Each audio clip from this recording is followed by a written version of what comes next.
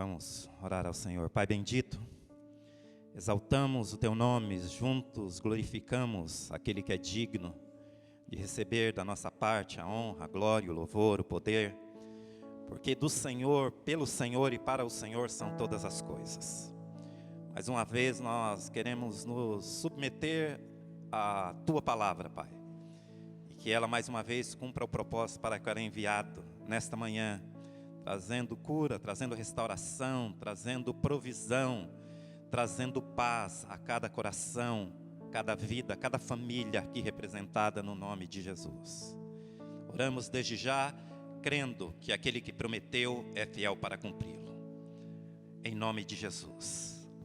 Amém. Amém, queridos? Muito bom. Queria que você abrisse comigo sua Bíblia.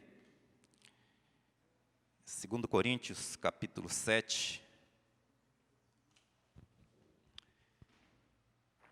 versículo 10.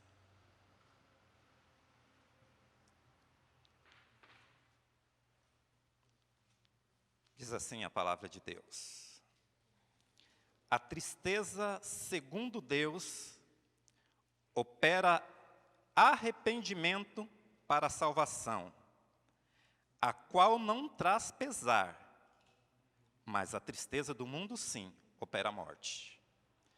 E Atos dos Apóstolos, capítulo 3, versículo 19.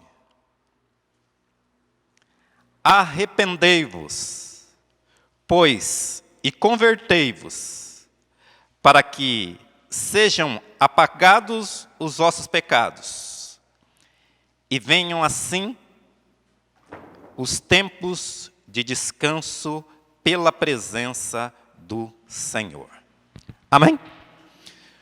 Bom, meus irmãos, o tema que eu quero compartilhar com vocês nessa manhã está bem claro aí nesses dois textos que nós lemos, trata de arrependimento. Arrependimento. Se nós observarmos a palavra de Deus, as Escrituras, de Gênesis e Apocalipse, talvez seja uma das palavras mais recorrentes em todo o contexto das Escrituras. É arrependimento. Eu, quando pensava a respeito disso, me veio muito claro no meu coração duas vogais, né? Ou duas consoantes, melhor dizendo, que retrata muito bem o sentimento do coração de Deus em todo o tempo das Escrituras, que é o R de relacionamento e de recomeços, né?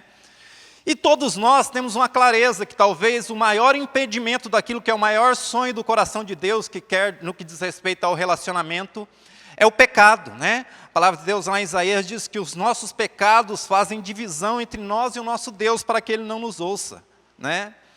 E avaliando todo o contexto que nós podemos viver hoje em dia, irmãos, nós, principalmente no contexto do que a gente chama de igreja, eu lembrei de uma citação de um dos livros do Po Yang-Shu, que ele dá um retrato da igreja da Coreia, e todos nós sabemos que é uma das maiores igrejas do mundo, né, proporcionalmente, e ele fazia um questionamento em um dos seus livros sobre o momento que a igreja vive, que a sociedade vive, né, de corrupção, de uma sensação de insegurança, de uma profunda profusão social, de dificuldades inúmeras, mesmo lá dentro desse contexto de igreja.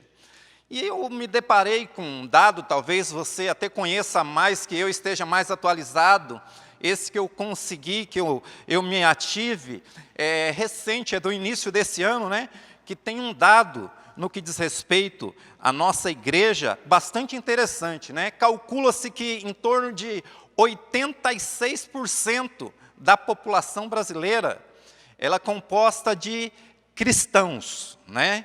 E aqui, dentro desse contexto de cristãos, estão os chamados cristãos católicos e os cristãos evangélicos, né?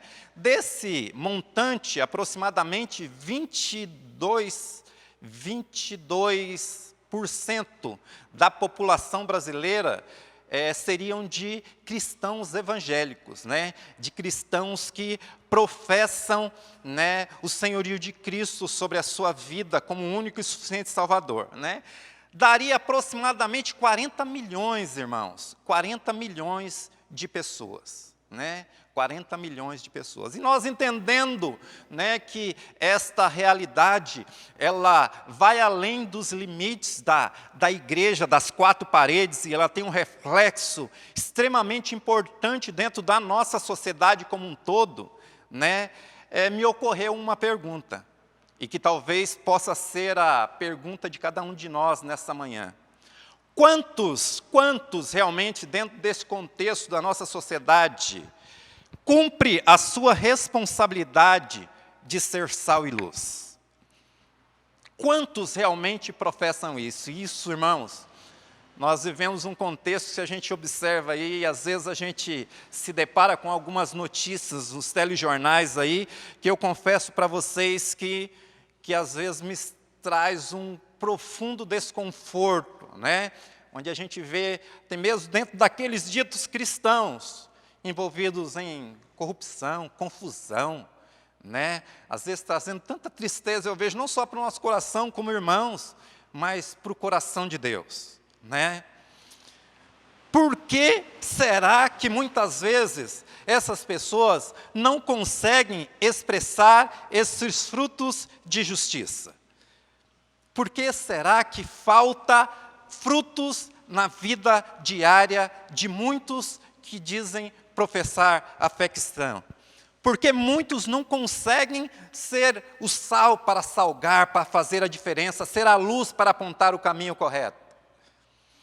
Talvez, sabe, irmãos, eu fiquei pensando nisso, e talvez um dos maiores responsáveis podemos ser os próprios líderes, né, das ditas comunidades, ditas igrejas, e eu me incluo talvez nesse contexto, né, como alguém que o Senhor tem chamado, como um pastor, né? Talvez a nossa mensagem possa estar sendo um pouco, eu não diria difícil de entendimento, mas talvez não sendo muito clara no que diz respeito a essa realidade tão importante, no que diz respeito à vida e à prática cristã. Eu me lembrava, né, de um pastor muito querido nosso, certa vez, em uma das suas ministrações, há alguns anos atrás, ele muitas vezes tinha o hábito de viajar para outras localidades, né, para comunicar o Evangelho, e ele dizia uma vez que tinha uma igreja que ele comumente pregava no Rio de Janeiro, e certa vez ele estava, ou melhor dizendo, ele tinha a questão da acomodação lá, e tinha uma família da igreja que fazia questão de recebê-lo e acomodá-lo quando ele estava lá, né? E aí diz que um dia chamou a atenção dele que o líder da família lá, o homem, né, o recebia desde quando ele chegava no aeroporto, irmãos, com muita graça, com muita generosidade, né, servia o melhor lá na sua casa, fazia questão, não deixava ele em outras acomodações e hotéis, nada, ele fazia questão de recebê-lo na sua casa. E aí, irmãos, ele observou que durante o culto, durante a pregação da palavra, essa pessoa ela não se detinha no prédio das reuniões. Ela dava uma disfarçadinha e saía. E aí um dia ele disse que aquilo incomodou ele, e uma das vezes que ele estava lá, ele foi questioná-lo, né? Falou, tem alguma coisa em mim, talvez, alguma coisa que você não concorda na minha vida, porque eu tenho observado que você não ouve aquilo que eu prego. E a pessoa falou para ele assim, na realidade não há nada na sua vida, muito pelo contrário. E eu sei que tudo aquilo que você prega é verdade. Só que eu gosto da vida que eu levo. E eu temo um dia, porque eu sou uma pessoa decisiva, de decisão. E eu temo um dia ter que mudar de vida por causa daquilo que você prega. E aqui está outra situação, irmãos. Se talvez nós podemos não ter uma mensagem clara sobre a necessidade e a realidade do arrependimento para vivermos uma vida cristã, autêntica, cheia de frutos de justiça, que glorifica o Senhor, que vem do Senhor, mas que glorifica Ele. Talvez também essa realidade de muitas vezes nós vivermos uma vida, ou querermos viver uma vida que agrada dentro do contexto do mundo em que nós vivemos. E diz a palavra de Deus que a amizade com o mundo, ela é inimizade contra Deus. Talvez muitas pessoas tenham chegado dentro do contexto das igrejas hoje em dia, meus irmãos, e elas não têm sido levadas ao arrependimento, elas não têm sido levadas a Cristo. Às vezes vêm, participam das reuniões, gostam muito daquilo que ouvem, do envolvimento, da comunhão, mas será que elas já se arrependeram um dia do seu pecado? Será que um dia elas já se arrependeram da vida que viviam? Talvez tenham até mudado alguns rudimentos do seu contexto de vida. Mas será que houve arrependimento genuíno? Sincero, verdadeiro? A pedra fundamental do cristianismo, irmãos, tem que ser o arrependimento. Os textos que nós lemos nesta manhã falam de duas realidades. Do sentimento de pesar lá, Coríntios, que diz que, segundo Deus, Ele gera em nós arrependimento. Pesar pelo quê? Pesar pela realidade que um dia nós vivemos, pelas práticas que um dia tivemos, e que nos leva pela revelação do Evangelho, que é o poder de Deus para a salvação daquele que crê, que nos leva a mudar de atitude, buscar um novo rumo, uma nova direção. Texto lá de Atos dos Apóstolos, diz que no arrependimento há os tempos de refrigério, porque talvez muitas realidades dentro do contexto, do próprio contexto da igreja, de pessoas que se dizem cristãs e às vezes vivem ainda tão oprimidas, não conseguem viver a plenitude da vida cristã, às vezes amarguradas, às vezes infelizes. Irmãos, é impossível nós vivermos no reino de Deus, temos desfrutado de uma grande e poderosa salvação, como declara a palavra de Deus, e nós vivermos ainda amargurados, tristes. Não quero dizer isso, irmãos, que você não passa por lutas, por dificuldades, por limitações muitas vezes. Mas no que quando eu digo isso, é uma expressão do espírito, da alma. Mas o que é esse arrependimento? Mas o que é esse arrependimento? Se ele é tão importante. E olha, eu digo com toda franqueza a você, ninguém é mais feliz, irmãos, do que aquele que se arrependeu sinceramente do seu pecado. Não existe algo maior na nossa vida do que desfrutarmos isso, sabermos que fomos perdoados, porque aquele que prometeu é fiel para cumprir. E como nós ouvimos nessa manhã, através dessa canção tão tremenda, foi na cruz que tudo pagou. A vergonha e a dor para sempre levou, porque no Calvário tudo Ele pagou. Foi pleno e completo. Agora, já foi feito. Mas por que você não desfruta disso tudo? Se essa realidade é tão tremenda e importante, a questão do arrependimento, irmãos. Estava pensando sobre a realidade, sobre a origem dessa palavra, arrependimento. Há algum tempo, é uma palavra muito bonita, como brincava meu filho ainda ontem, quando ele compartilhava aqui, ele citava uma expressão, e ele falava sobre, às vezes tem umas palavras que chamam a atenção da gente, arrependimento, a origem no grego é metanoia, irmãos. Metanoia, mudança de mente, mudança de coração.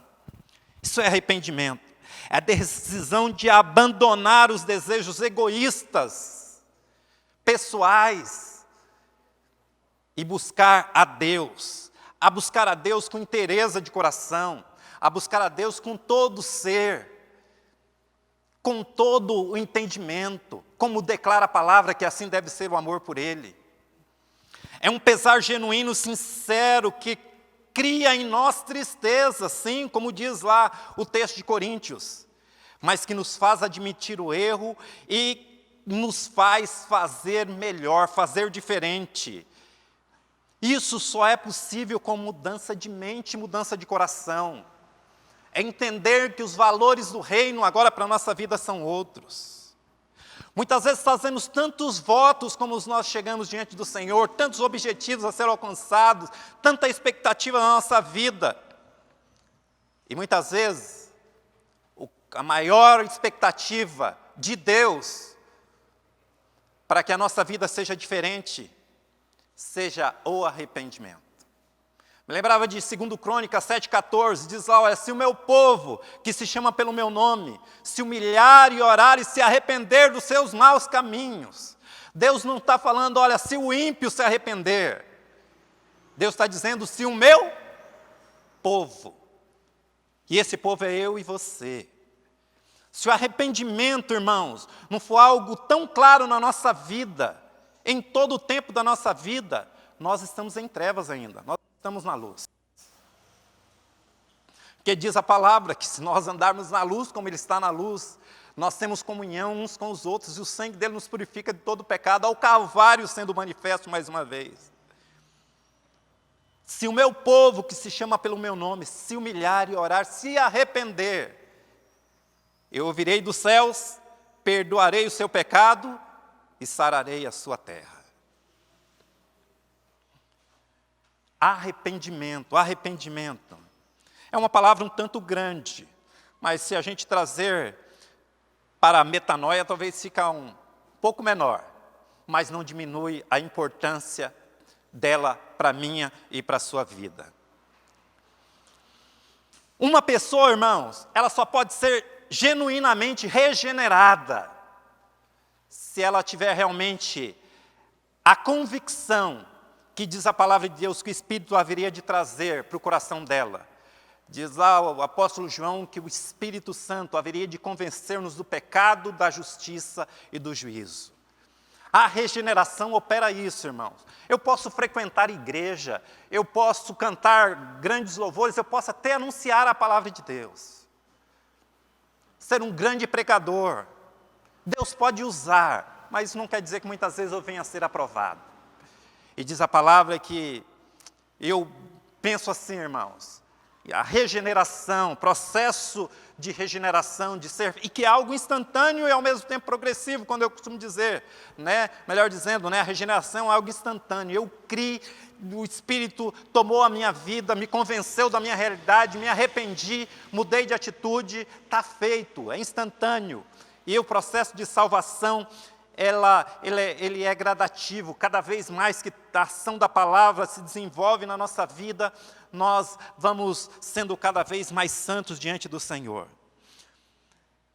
E uma coisa que é importante a gente entender, irmãos, que o homem por si só, ele não pode ser virtuoso.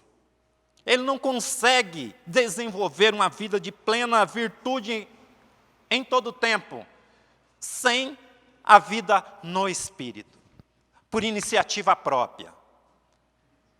De dizer, eu não preciso disso, eu sou o cara. Não há arrependimento, irmãos, sem nós passarmos pelo Calvário, como nós cantamos hoje, sem a cruz. A cruz, ela nos deixa claro essa realidade para a nossa vida. Eu lembrava, enquanto eu meditava a respeito disso, eu lembrava de uma frase de um escritor americano chamado William James. Ele diz o seguinte: a morte do homem moral é o nascimento do homem espiritual. Quanto o homem acha que ele é muito bom, que ele moralmente ele não tem nada a ser questionado, ele não pode viver esta vida no Espírito. Então, quando ele morre, quando ele entende que, por melhor que ele seja, a sua justiça pessoal não vale de nada, aí é que nasce o homem espiritual, porque aí ele entende que ele depende totalmente de Deus, depende do Espírito, para viver pleno e vitoriosamente em todo o tempo. A convicção do pecado só pode ser através do Espírito, e ela é o começo de todas as realidades na nossa vida. Quando a gente começa a entender isso e vivencia isso, a gente começa a entender que algo novo aconteceu na nossa vida e que isto é maravilhoso, e que isso é abençoador, e que isto causa algo muito bom em nós. Talvez algumas realidades bem práticas a gente começa a perceber quando a gente é envolvido por essa realidade do arrependimento. Olha só, irmãos, olha o que arrependimento tem que gerar em nós. Tem que gerar em nós a vontade de voltar dos caminhos humanos, do caminho do homem, para os caminhos de Deus plenamente, de entender qual seja a boa, perfeita e agradável vontade de Deus para a nossa vida, e acima de tudo estar no centro da sua vontade. É o desejo de ser diferente. Ele tem que promover isso, o arrependimento tem que promover isso na pessoa, o desejo de ser diferente, de pertencer a Cristo e viver como Ele ordena. Como eu citava a respeito daquele homem, que era justamente o oposto. Ele não queria mudança de vida. Frequentava uma boa igreja, ouvia bons discursos, adorava talvez a Deus com todos os seus pulmões. Mas não havia o desejo de ser diferente, de pertencer realmente a Cristo e viver segundo os mandamentos e os princípios das Escrituras. Há um custo para com isso, irmãos. E o custo é você voltar do seu velho eu, de querer viver para você mesmo e procurar uma vida nova em Cristo Jesus. Ele deve gerar em nós a adoção de novos valores, novas práticas, porque a gente valoriza aquilo que é importante, irmãos. A gente valoriza aquilo que é importante, então a gente precisa de valores novos, e dessa forma, esses valores que são importantes, que diz respeito ao contexto do reino de Deus. O arrependimento ele deve gerar em nós o desejo de ser perdoado por aquilo que nós fizemos no passado. Anelar por isso e ter a convicção de que pecado confessado, pecado perdoado. Talvez você nunca consiga, talvez por distância, por um número de fatores, mas ele deve gerar também o desejo de você restaurar aqueles ou aquilo que um dia você prejudicou. Eu ouvi outro dia, talvez você tenha ouvido esse programa de TV. Eu estava, depois do almoço, no domingo, estava vendo um programa na TV, eu não sei como é o nome do programa lá, não me lembro. Mas tem um programa de perguntas e respostas, vai lá uma família do Celso Portiolli, vou até ter um marketing para ele aqui, né? Mas aconteceu um caso muito interessante, tinha uma família lá, irmãos, de um rapaz, né, se não me engano, de Santa Catarina, alcançado pela graça de Deus, ficou muito claro isso dentro do decorrer lá, e ele falava como ele foi alcançado um dia, quando ele estava num prostíbulo e veio uma convicção do pecado dele, ele saiu dali arrependido, voltou para casa, uma vida promíscua, envolvido com drogas, com tráfico, chegou em casa e falou para a esposa que tinha acontecido algo diferente na vida dele, que ele não queria mais aquilo, que ele estava vindo para Deus, enfim. E a esposa disse que ficou falou, esse cara está meio maluco, esse cara, não sei não, aconteceu alguma coisa aí, não sei direito o que é não. Mas depois ela, que também foi alcançada, ela falou que trouxe impacto para a vida dela, é que aquele rapaz começou a ligar para a família, para as mães dos amigos que ele tinha levado para as drogas, e pedindo perdão pela atitude que ele tinha tido, em levá-los para aquele caminho tão ruim. O desejo de restaurar aquilo que um dia ele prejudicou. Isso é arrependimento. Isso é arrependimento. É a experiência de Zaqueu, retratada lá nas Escrituras, quando ele diz, Senhor, eu quero restituir aqueles que eu defraudei, né? Aqueles que eu tomei a mais. Eu vou restituir. É o caminho da volta.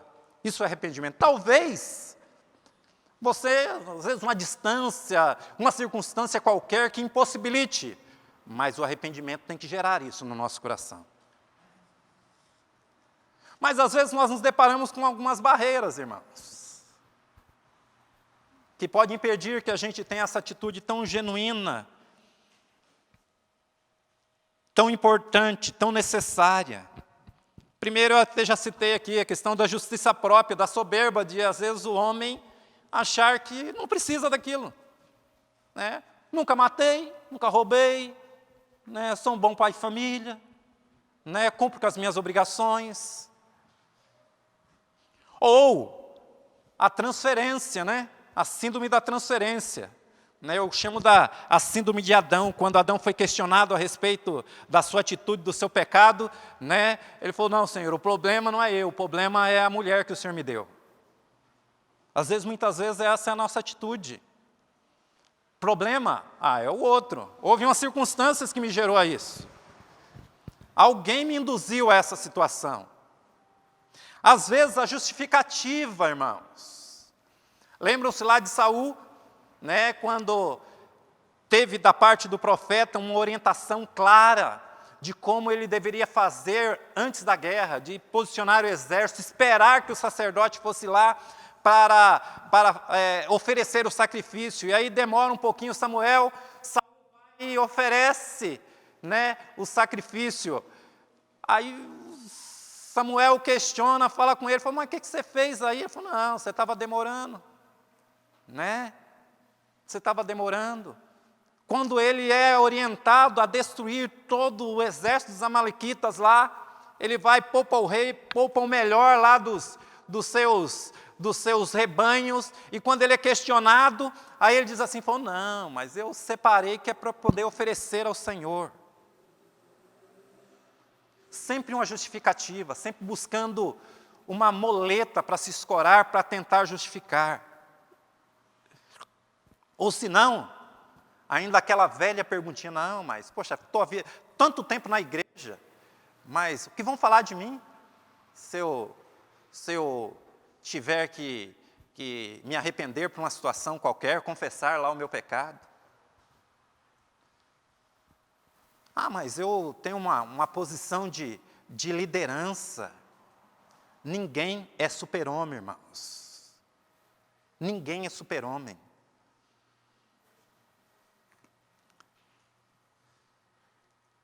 Muito mais que os sacrifícios, como disse Samuel para Saul, Deus espera de nós é obediência. E a obediência passa pelo arrependimento. Contrapartida, tem algumas outras realidades, e como eu disse, a Escritura, a Palavra de Deus, talvez seja um dos assuntos mais recorrentes. E a gente vê também na atitude de Davi, só que foi o oposto, né? Diz lá, se a gente fosse, eu costumo dizer que se a gente fosse observar aqui, querer, né, se bem que para Deus não existe pecadinho ou pecadão, mas se a gente for tentar colocar numa balança, talvez os efeitos do pecado de Davi seria mais danoso, isso dentro, talvez, uma concepção humana, do que as atitudes lá de Saul, né? Mas quando foi questionado pelo profeta, quando foi confrontado com a realidade do seu pecado, de adultério, de assassinato, ele se rendeu diante do Senhor, ele assumiu a sua culpa e o seu pecado. A falta de arrependimento, irmãos, ela tem consequências para a nossa vida. Eu costumo dizer que, para a obediência, há sempre uma recompensa, mas para a desobediência, há sempre uma consequência. É causa e efeito, não tem como a gente ignorar isso.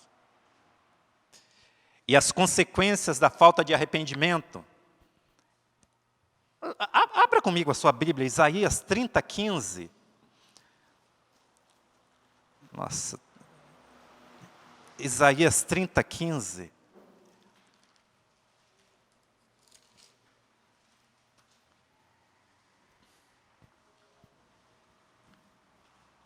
Eu não me lembro qual é a versão, vocês que estão na projeção aí.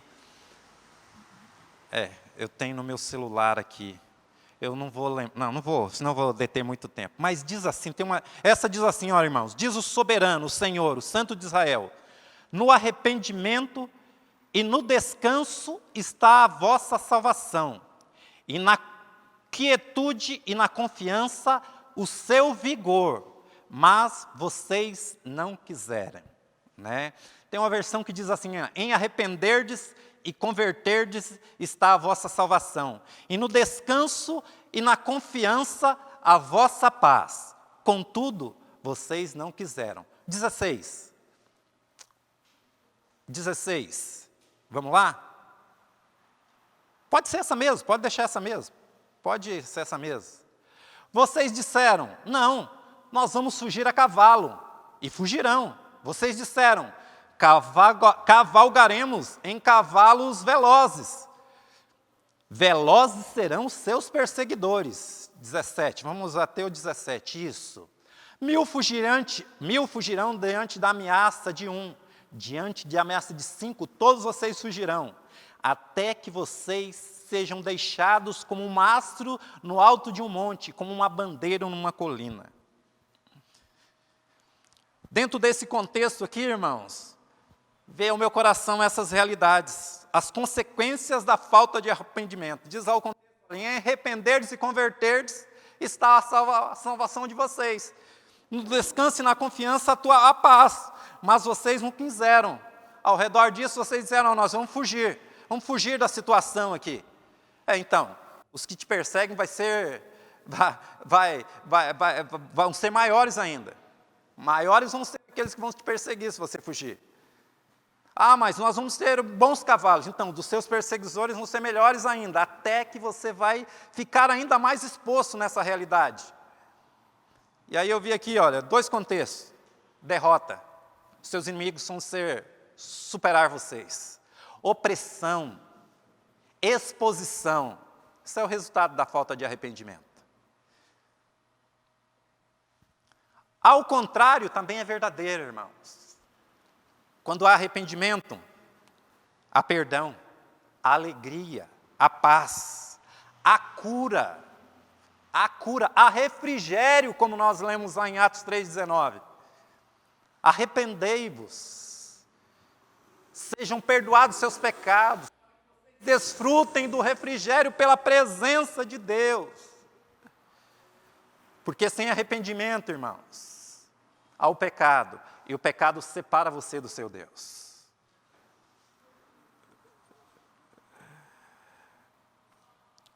O que há na sua vida que precisa ser confessado? O arrependimento, meus irmãos, pode ser o primeiro passo para que a gente possa viver uma verdadeira liberdade em Cristo. Muitas vezes a gente não tem essa prática. 2 Coríntios, 1 Coríntios lá, quando fala da ceia do Senhor, e ceia fala de comunhão, fala de unidade.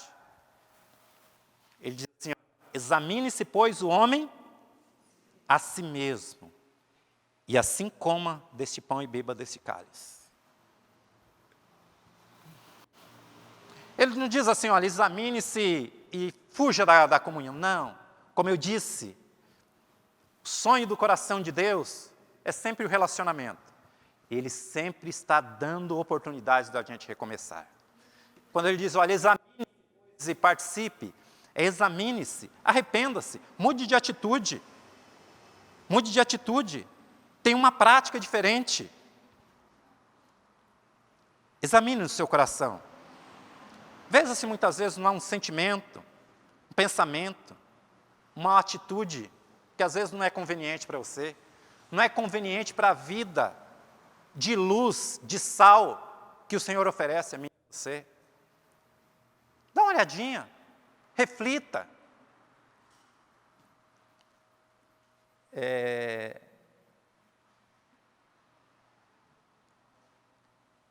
Pense, reflita. Se for o caso, confesse. Talvez você precise de ajuda. E eu tenho certeza que no corpo há pessoas que podem te ajudar. Talvez realidades que você é um salvo em Cristo. Eu creio nisso, irmãos. Porque você confessa que Jesus é o seu Senhor e Salvador. Mas talvez sejam fortalezas que você tem tido dificuldade de superar. E talvez você precise de ajuda para isso. Como diz lá Tiago, quando você confessa a Deus, está perdoado. Mas às vezes há necessidade de uma confissão para alguém mais maduro que você, para que você possa alcançar a vitória. Alguém que te acompanhe, alguém que te ajude. Confesse, se tiver essa realidade. E eu tenho certeza que você vai encontrar perdão, que você vai encontrar paz, você vai encontrar vitória, você vai encontrar um novo sentido para a sua vida. Talvez algumas realidades para a gente pensar também. Como eu disse, às vezes há muitas vozes que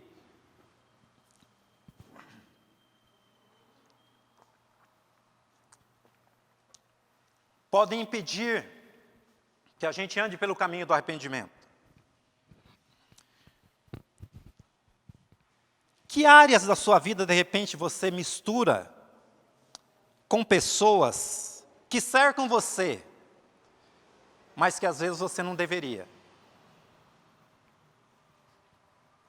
Às vezes, irmãos, há realidades próximas a nós, que às vezes a gente precisa avaliar melhor. Você já parou para pensar? Se de repente não existe algum pecado na sua vida que você ainda não confessou diante do Senhor?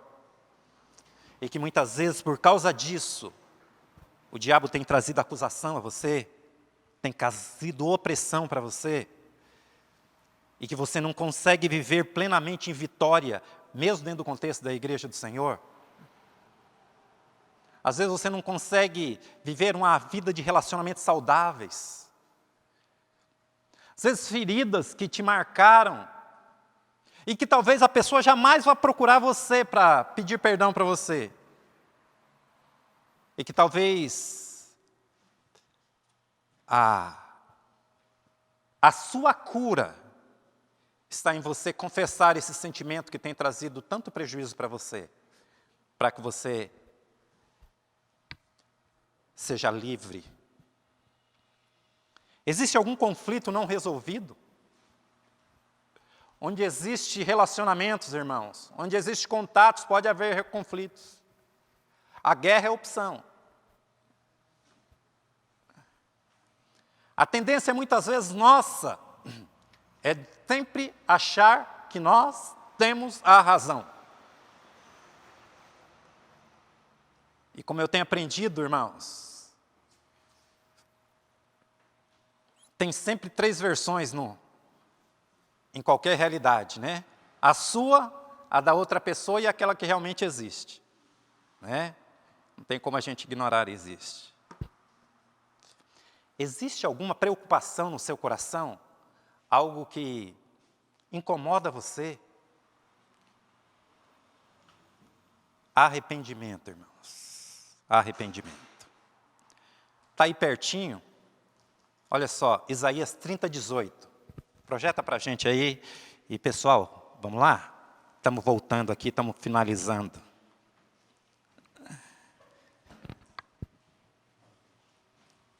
Contudo, o Senhor espera o momento de ser bondoso para com vocês. Ele ainda se levantará para mostrar-lhes compaixão. Pois o Senhor é Deus de justiça. Como são felizes aqueles que esperam nele. O início lá de Isaías 30:15 diz que foi opção sua. Talvez você não quis mudar de atitude, não quis se arrepender, não quis descansar no Senhor. Não quis buscar algo novo para a sua vida. É opção. Diz o Senhor, olha, eis que estou à porta e bato. Se alguém abrir, eu vou entrar. Vou cear com ele e ele comigo. É escolha, é opção. E talvez fruto dessa realidade, muitas situações têm trazido pesar no seu coração. Muitas têm sido as adversidades pelas quais você tem vivido e passado.